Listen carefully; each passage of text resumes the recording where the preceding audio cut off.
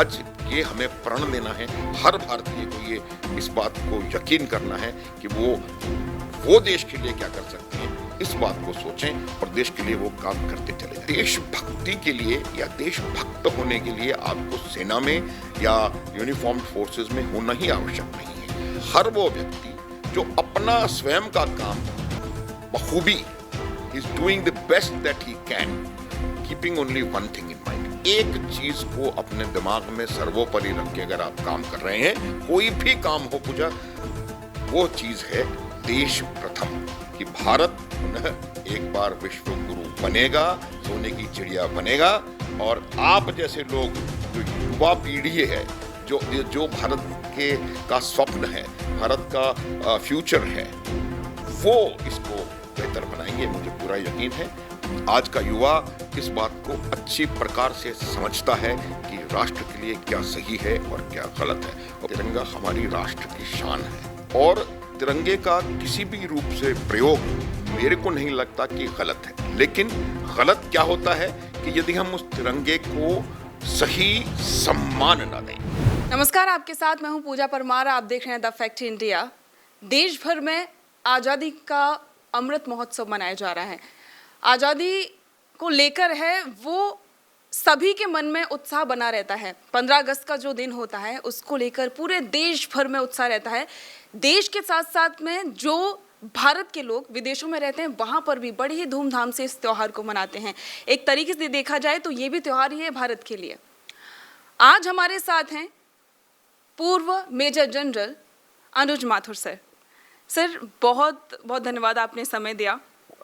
Thank you very much पूजा। मैं सबसे पहले तो आपके चैनल के माध्यम से आपके तमाम दर्शकों को 77वें स्वतंत्रता दिवस की हार्दिक शुभकामनाएं देता हूं।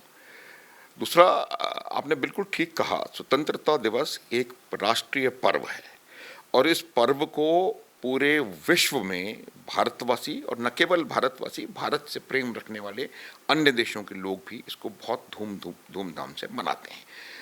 मैं सबसे बड़ी बात जो बताना चाहूँगा स्वतंत्रता दिवस के लिए वो ये है कि एक भ्रांति बन रही थी। कहा जाता है कि हमें आज़ादी मिली बिना खड़ग बिना ढाल। उनका भी योगदान था आज़ादी में, काफ़ी योगदान था, परंतु इस आज़ादी को लेने के लिए, इस स्वतंत्रता को पाने के लिए बहुत कुर्बानियाँ दी हैं लोगों ने। बहुत लोगों ने अपने प्राणों को न्यौछावर किया है, बहुत लोगों ने अपने जीवन को बलिदान किया है। और ये जो स्वतंत्रता दिवस का महापर्व है, इस दिन हमें प्रसन्न होना चाहिए कि हम आज़ाद हैं। साथ ही हमें आवश्यकता है उन तमाम लोगों को याद करने की और उन्हें श्रद्धांजलि देने की और उनको एक तरीके से कहने की कि आपने हमें स्वतंत्रता दिलाई है और हम उस स्वतंत्रता को आगे कायम रखेंगे। जो सपना इस देश के लिए आपने देखा, उस सपने को हम आगे जाके साकार करेंगे और उसको, देश को उससे बेहतर बनाने का प्रयास करेंगे। मेरा यही मानना है कि हमें यही एक प्रण आज़ादी के इस महापर्व पर लेना चाहिए। आपने बात की कि जो आज़ादी से पहले जो सोचा करते थे लोग, क्योंकि भारत की स्थिति कुछ ऐसी थी कि अंग्रेज़ों का शासन था, उससे पहले जो मुग़ल साम्राज्य था वो भी यहाँ पर रहा। तो बहुत लंबे समय के बाद भारत के लोगों को आज़ादी महसूस हुई थी, आज़ादी में वो अब रहे। और आज हम जो सांस लेते हैं वो कहीं ना कहीं उन्हीं की देन है, जिन्होंने हमारे लिए इतनी ज़्यादा कुर्बानी दी। इतना वक्त हो गया है, 77 साल हो गए हैं आज़ादी को सर। तो आपको क्या लगता है कि अभी भी कहीं ना कहीं कुछ कमी रह गई है? जो उनका सपना था, क्या वो अभी भी पूरा नहीं हुआ है या कुछ और होना चाहिए था? पूजा, देखिए, जहाँ तक उनके सपने का सवाल है, उन्होंने एक सपना देखा था खुशहाल भारत का, एक समृद्ध भारत का, एक बहुत अच्छे भारत का। और मुझे लगता है कि हम उस राह में सही प्रकार से अग्रसर हैं। हमें आवश्यकता इस बात की है कि हमें ये पता लगाना पड़ेगा, ये सोचना पड़ेगा कि क्या कमियां हैं और उनको कैसे दूर किया जा सकता है। अब आप देखें, जैसे कुछ जगह हमें लग रहा है कि कुछ ऐसी परिस्थितियां बन रही हैं जो कि शायद हमारे उन लोगों के सोच के हिसाब से या उनके सपने के हिसाब से नहीं है। तो हमें अपने आप से ये प्रश्न करना है, हर भारतीय को अपने आप से ये प्रश्न करना है कि मैं इस देश को और समृद्ध और शक्तिशाली और बेहतर बनाने के लिए क्या कर सकता हूँ। हालांकि आज का दिन है, मुझे किसी हिंदुस्तानी आदमी की कोटेशन बोलनी चाहिए थी, लेकिन मैं आपको एक जॉन एफ कैनेडी की कोटेशन बताना चाहता हूँ। वो हमेशा कहा करते थे, ask not what your country can do for you, ask what you can do for your country. तो आज ये हमें प्रण लेना है, हर भारतीय को ये इस बात को यकीन करना है कि वो देश के लिए क्या कर सकते हैं, इस बात को सोचें और देश के लिए वो काम करते चले जाएं। मैं एक और बात बताना चाहता हूँ कि देशभक्ति के लिए या देशभक्त होने के लिए आपको सेना में या यूनिफॉर्म्ड फोर्सेस में होना ही आवश्यक नहीं है। हर वो व्यक्ति, जैसे आप हैं, ये लोग हैं यहाँ पर बैठे हुए, हर वो व्यक्ति जो अपना स्वयं का काम बखूबी, he is doing the best that he can, keeping only one thing in mind, एक चीज को अपने दिमाग में सर्वोपरि रख के अगर आप काम कर रहे हैं, कोई भी काम हो पूजा, वो चीज है देश प्रथम। अगर आप देश प्रथम की भावना से काम कर रहे हैं तो आप कोई भी हैं, आप एक विद्यार्थी हो सकते हैं, आप एक शिक्षक हो सकते हैं, आप एक कामगार हो सकते हैं, आप एक बिजनेसमैन हो सकते हैं, आप एक खिलाड़ी हो सकते हैं, जो भी आप हों, अगर आप ये बात ध्यान रखेंगे कि नेशन फर्स्ट, कैरेक्टर मस्ट, तो मुझे लगता नहीं है कि हम एक इतना भी उन लोगों के सपने को पूरा करने में चूकेंगे। एक और बात जो समझने की है वो ये है कि जो हमने कई 100 साल हम गुलाम रहे या कई 100 साल हम किसी दूसरी विचारधारा में रहे, तो उसको पूरी तरह से निकलने में समय अवश्य लगेगा। और वो समय, तो आप ये ना सोचें कि हम अपने उन अमर बलिदानियों के स्वप्न को पूरा नहीं कर पा रहे हैं, वो स्वप्न पूरा कर रहे हैं, उसमें बहुत तीव्रता से अग्रसर हैं। खास करके मैं पॉलिटिकल साउंड नहीं करना चाहता, लेकिन खासकर से पिछले एक दशक में जिस प्रकार से हमने राष्ट्र प्रेम, राष्ट्र भाव, राष्ट्र प्रथम को आगे चलाया है, तो मुझे लगता है कि हम बहुत शीघ्र उनके सपनों पर पूरा खरा उतरेंगे। और मुझे यकीन है कि भारत पुनः एक बार विश्व गुरु बनेगा, सोने की चिड़िया बनेगा, और आप जैसे लोग, जो युवा पीढ़ी है, जो भारत का स्वप्न है, भारत का फ्यूचर है, वो इसको बेहतर बनाएंगे, मुझे पूरा यकीन है। और जिस तरह से आप लोग यहाँ बात कर रहे हैं, हम लोग, मुझे पूरा यकीन है कि हम बहुत तेजी से अपने उस स्थान की तरफ बढ़ रहे हैं जो हमारा अपना स्थान है, हमारा जो ancient Indian wisdom, ancient Indian thought, जो दुनिया का सबसे ऊपर था, भारत विश्व गुरु था, पूरी दुनिया कन्वर्ज होती थी भारतवर्ष में ज्ञान प्राप्ति के लिए, शांति की प्राप्ति के लिए, वो दिन अब मुझे लगता नहीं कि दूर है। युवाओं की सर आपने बात की, अगर आज के युवाओं को हम देखते हैं, आप भी देखते हैं, बहुत परिवर्तन आया है। ज़्यादातर युवा हैं वो भारत की संस्कृति को कुछ ही फॉलो करते हैं, हालांकि पिछले कुछ समय से देखा जाए तो फॉलो करते ही हैं, लेकिन विदेशी संस्कृति की तरफ भी जा ही रहे हैं। एक बात और है कि युवाओं का जो ध्यान है वो कहीं ना कहीं लीक से हटता हुआ नज़र आ रहा है, चाहे वो देशभक्ति की बात हो या फिर भारत की संस्कृति की बात हो। क्या कहना चाहेंगे इस पर? देखिए पूजा, मैं आपसे थोड़ा सा असहमत हूँ।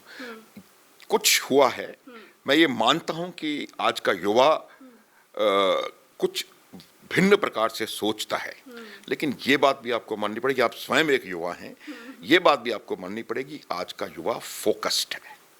आज का युवा इस बात को अच्छी प्रकार से समझता है कि राष्ट्र के लिए क्या सही है और क्या गलत है। और मुझे पूरा यकीन है, आपकी पीढ़ी से मुझे बहुत ज़्यादा उम्मीद है कि आप हर वो काम करेंगे जो कि राष्ट्र के हित में हो। मैं एक बार फिर अपने उस लाइन को दोहराता हूँ, ये लाइन मैं जहाँ जाता हूँ उससे अवश्य बोलता हूँ, नेशन फर्स्ट, कैरेक्टर मस्ट। जो वैल्यूज़ हैं, आपकी जो एथिक्स हैं, you must align yourself to the highest work ethics. और वर्क एथिक्स अगर आपकी ठीक हैं और राष्ट्र प्रेम की भावना से आप काम कर रहे हैं, तो मैं इस बात पे बहुत ज़्यादा उम्मीद है मुझे युवा से, आज के आप लोगों की पीढ़ी से बहुत ज़्यादा उम्मीद है। और आप लोग, मुझे पूरा यकीन है कि इस देश को निश्चित रूप से पुनः विश्व गुरु बनाएंगे और वो दिन दूर नहीं, आपके जीवन काल, शायद मेरे जीवन काल में हो जाए, लेकिन आपके जीवन काल में तो निश्चित रूप से होने वाला है। और युवा भटका हुआ नहीं है, युवा फोकस्ड है, युवा को पता है क्या करना है और वही कर रहा है जैसे कि आप आज कर रहे हैं। एक बात और है सर, अभी इन दिनों देखा जाए तो पॉलिटिकल रैलियां निकाली जाती हैं, उनमें तिरंगे का उपयोग किया जाता है। और अभी 15 अगस्त के दिन भी जगह जगह पर, क्योंकि 13 तारीख से लगातार है, वो अलग अलग पार्टियां हैं, वो अपनी अपनी तिरंगा रैली निकाल रही हैं, हर घर तिरंगा अभियान चल रहा है। तो उसमें कहीं ना कहीं ये हो जाता है कि एक पूरा प्रोसेस सही क्या होना चाहिए तिरंगे को लेकर। देखो पूजा, ये जो तिरंगे का होता है, देखिए तिरंगा हमारी राष्ट्र की शान है और तिरंगे का किसी भी रूप से प्रयोग मेरे को नहीं लगता कि गलत है। लेकिन गलत क्या होता है कि यदि हम उस तिरंगे को सही सम्मान ना दें, तिरंगे को, यहाँ तिरंगा रखा हुआ है, इस तिरंगे को सही सम्मान देना और यकीन करना कि इसका किसी भी प्रकार से कोई भी अपमान ना हो। मेरे ख्याल से अगर ये हो रहा है, इस बात को ध्यान में रख रहे हैं, तो इस प्रकार की रैलियां अच्छी बात है, लोगों जन जन तक ये बात पहुंचती है और लोग बाग इस तिरंगे के महत्व को समझते हैं। विजयी विश्व तिरंगा प्यारा, लेकिन उस तिरंगे का सम्मान करें, उस तिरंगे को कहीं गलत ना होने दें। उसका जो इसके नियम, तिरंगे को फहराने के, तिरंगे को रखने के, इन सब के कुछ नियम बने हुए हैं, उन नियमों की अवपालना करें। और मुझे लगता है कि इस प्रकार की रैलियां, ये अच्छी बात है कि जन जन तक तिरंगे की वैल्यू और इंडिपेंडेंस की वैल्यू, स्वाधीनता की वैल्यू वो पहुंचे। जिस प्रकार से आप देखें कि आपके यशस्वी प्रधानमंत्री ने पिछले 2, 3, 4, 5 वर्षों से हर वर्ष कोई ना कोई एक नई थीम, कोई ना कोई एक नई चीज बताते हैं और वो हिट करती है, वो आदमी के मानस पे, हृदय पे और उसके मस्तिष्क पे हिट करती है। जैसे कि इस बार उन्होंने क्या कहा है, मेरी माटी मेरा देश। मेरी माटी मेरा देश अभियान का एकमात्र उद्देश्य ये है कि उन रणबांकुरों को याद करना, उन वीरों को याद करना जिन्होंने आज़ादी दिलाने में अपने प्राणों की आहुति दी और जिन्होंने आज़ादी को कायम रखने के लिए स्वतंत्रता के बाद अपने प्राणों की आहुति देकर के देश को आगे बढ़ाने का प्रयास किया। तो उनको याद करने के लिए अब ये मेरी माटी मेरा देश का अर्थ ये है, देखिए कि ये जो शहीद हैं जिन्होंने आपको स्वतंत्रता दिलाई और स्वतंत्रता को कायम रखा, वो कोई एक स्थान से नहीं आते हैं, वो पूरे देश के कोने कोने से आते हैं। तो इसीलिए देश के कोने कोने से 7,500 कलशों में देश की मिट्टी को राजधानी में लाया जाएगा। उसके अलावा उन तमाम जगहों से पौधों को राजधानी में लाया जाएगा। इन सब के समागम से एक वाटिका बनाई जाएगी जो कि नेशनल वॉर मेमोरियल के बगल में होगी और वो वाटिका एक बहुत बड़ा संदेश है, बहुत बड़ा प्रेरणा का स्रोत होगा उन लोगों के लिए जो उसे देख रहे हैं और वो देखेंगे कि कैसे आज़ादी आपको मिली, स्वतंत्रता का मूल्य। बहुत लोगों ने कुर्बानी दी है, बहुत लोगों ने जानें दी हैं, ये मुफ्त में आज़ादी नहीं मिली है। तो ये जो मेरी माटी मेरा देश है, एक बहुत अच्छा मेरे हिसाब से उन्होंने लगाया है और ये जब पूरा होगा तो आप देखेंगे इसका बड़ा, मेरे को तो बहुत लगता है कि बहुत अच्छा इसका असर होगा और देश की स्वतंत्रता का मूल्य लोग पहचानेंगे। एक देश एक भारत श्रेष्ठ भारत। एक भारत कैसे होगा जब पूरे भारत के कोने कोने से मिट्टी आएगी, कोने कोने से पौधे आएंगे और एक वाटिका में लगेंगे, तो वो एक भारत होगा, वो श्रेष्ठ भारत होगा, वो समृद्ध भारत होगा, वो खुशहाल भारत होगा। बिल्कुल। और एक बात ये भी है सर कि अब हर घर तिरंगे की जो वो भी शुरुआत हुई थी, वो पिछले कार्यकाल से ही शुरू हो गया था। प्रधानमंत्री नरेंद्र मोदी ने ही ये सबको अपील की थी कि अपने घर पर तिरंगा लगाया जाए।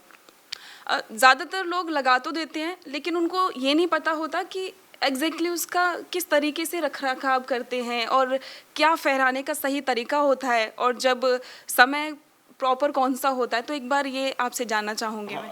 देखिए इसका एक, मैंने पहले ही बताया था आपको कि इसका एक पूरा तरीका होता है। जो ध्वज, राष्ट्रीय ध्वज है, वो सुबह के समय लगाया जाता है और संध्या काल को राष्ट्रीय ध्वज को फिर उतार लिया जाता है। ये उसका कायदा है। उसको फोल्ड, जब उतरने के पश्चात उसको किस तरह से फोल्ड करना है, उसका एक नियत एक सिस्टम है और उस सिस्टम से उसको फोल्ड किया जाता है। पिछली बार मैंने एक इसका मेरा पत्रिका में रील बना करके इसका मैंने दिया था। तो ये वो उस तरीके से अगर आप उसको फोल्ड करेंगे, उसको सही सम्मान देंगे, किस प्रकार से उसको सलामी देनी है, किस प्रकार से उसको लगाना है और कब उसको उठा करके कैसे उसको फोल्ड करके रखना है, तो मुझे नहीं लगता कि इसमें कोई परेशानी है। हर घर तिरंगा लगाएं, घमंड से तिरंगा लगाएं। आपका तिरंगा आपकी शान है, आपके देश की शान है, और उस तिरंगे को ऊपर फैलाते फहराते रहें तो देखें आप कितना बढ़िया रहता है। और एक बात और फिर दोबारा कहूँगा मैं कि इसका अपमान नहीं होना चाहिए, किसी भी कीमत पे इसका अपमान नहीं होना चाहिए। मैंने देखा है कई जगह कई राजनीतिक दलों का एक कुछ पोस्टर्स लगे हुए हैं जहाँ पर कि नेताओं के पैरों में पोस्टर लगा हुआ है उसमें। तो ये मेरा मानना है कि कौन सा राजनीतिक दल है ये ज़रूरी नहीं है, ये इम्पोर्टेंट नहीं है। इम्पोर्टेंट ये है कि आपको आपके राष्ट्रीय जितने चिन्ह हैं, राष्ट्रीय ध्वज है, राष्ट्रीय जो भी है, उनका पूरा सम्मान करें, उनको पूरा आदर प्रदान करें, और यकीन करें कि कहीं भी किसी भी कीमत पे उसको आप देखेंगे कि आज आप मैं बताता हूँ आपको कि आपके देश की सेनाओं के जवान क्यों अपनी जान निछावर करने के लिए तैयार रहते हैं।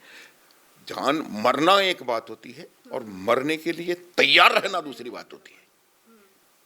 कोई मर जाए अपने आप तो कोई फर्क नहीं पड़ता, लेकिन जब आपको मालूम है कि मैं ऐसे उसमें हूं कि मैं जहां जाऊंगा वहां मरना हो सकता है, तो वो अलग बात होती है। तो वो क्यों जान देने के लिए तत्पर रहता है। नाम नमक निशान, अपने पलटन की इज्जत, पलटन का नाम और निशान। तो ये पुराने जमाने में लड़ाइयों में अब देखो, राजा जाते थे, राजा कहीं गिर गया, जिसके पास झंडा है वो अगर मर गया तो दूसरा दौड़ के उस झंडे को पकड़ लेता था ताकि वो न गिरे। जैसे ही झंडा गिरा तो मान लिया जाता था कि ये आप जो है वो। तो ये निशान जो है वो एक बहुत बड़ा हमारा सम्मान सूचक वो है, और उसको हम किसी भी तरीके से उसका अपमान न करेंगे न करने देंगे। अब बहुत लंबे समय से आप रहे, सेवा आपने की देश की। बिपिन रावत सीडीएस थे आप, उनके भी साथ में आपने काम किया। कोई ऐसी बात आपको जब याद हो जो बहुत ज़्यादा एक तरीके से देखा जाए कनेक्शन, एक कोई ऐसी कहानी उनके साथ की आपको याद हो? देखिए, मैंने बिपिन रावत साहब के साथ काफ़ी लंबे अरसे तक उनके साथ काम किया। उनकी सबसे बड़ी शक्ति थी कि वो एक विजनरी थे। वो मेरा ये मानना है कि वो आज की दुनिया में नहीं थे। वो आगे सोचते थे कि अगले 10 साल में सेना का सुरक्षा तंत्र का क्या स्वरूप होना चाहिए, अगले 50 साल में इसका क्या स्वरूप होना चाहिए, 100 साल में इसका क्या स्वरूप होना चाहिए। और मेरे को लगता है कि सबसे बड़ी उनकी ताकत यही थी। ईश्वर ने उन्हें हमसे गलत समय पर छीन लिया, लेकिन जो उन्होंने शुरुआत करी थी, मुझे लगता है कि आने वाले समय में उस शुरुआत को हम आगे करते चले जाएंगे। दूरदर्शिता, स्वावलंबन और आत्मनिर्भरता, ये 3 शब्द उनके मुंह से मैंने हजारों बार सुने हैं। और वो ही मुझे, आप देखिएगा अभी चारों तरफ ये नज़र आएगा कैसे उन्होंने उनके समय में डिफेंस कॉरिडोर्स बन रही हैं। हालांकि ना किसी और कोई और रहा है, लेकिन पूरे सोच विचार, पूरा तंत्र उसमें लगा हुआ है। तो एक बहुत अच्छे, बहुत बेहतरीन जनरल थे, अच्छे पहले सीडीएस थे, और उन्होंने देश की सुरक्षा तंत्र को नई ताकत देने का एक बहुत महत्वपूर्ण काम किया था। तो मुझे लगता है कि वो बहुत अफसोसनाक बात थी कि वो जल्दी चले गए, लेकिन उनके बताए हुए राह पर आपकी सेनाएं अग्रसर हैं, ये आप मान लीजिए। 70वें स्वतंत्रता दिवस पर सर एक मैसेज युवाओं के लिए, पूरे देश के लिए आप क्या देना चाहेंगे? बिल्कुल, 77वां स्वतंत्रता दिवस है आज, और युवाओं के लिए सिर्फ एक मैसेज है मेरा। वो मैसेज ये है कि जो भी करो, जहाँ भी करो, जो भी काम करो, उस काम को करते समय सिर्फ एक बात ध्यान रखो कि वो काम राष्ट्र हित में होना चाहिए, और आपका जो अपना गोल है उस गोल को लार्जर नेशनल गोल के साथ अलाइन आपको करने की आवश्यकता है। तो मैं तीसरी बार इसी इंटरव्यू में वो शब्द रिपीट करूंगा, युवाओं से आह्वान करूंगा, नेशन फर्स्ट, कैरेक्टर मस्ट। अपनी वैल्यूज पे चलें और राष्ट्र के लिए काम करें, कोई शक नहीं है कि भारतवर्ष पुनः विश्व गुरु बनेगा। तो इधर हमारे साथ में पूर्व मेजर जनरल अनुज माथुर जी, इन्होंने स्पष्ट तौर पर बातें थी वो सामने रखी थी, अब तो आप समझ ही गए होंगे। और सपना जो है वो सशक्त भारत बनाने का, विश्व गुरु बनने का, वो जरूर पूरा होगा। तो इसी के साथ में आप सभी को स्वतंत्रता दिवस की हार्दिक शुभकामनाएं। कैमरा जर्नलिस्ट योगेंद्र सिंह के साथ मैं पूजा परमार, द फैक्ट इंडिया।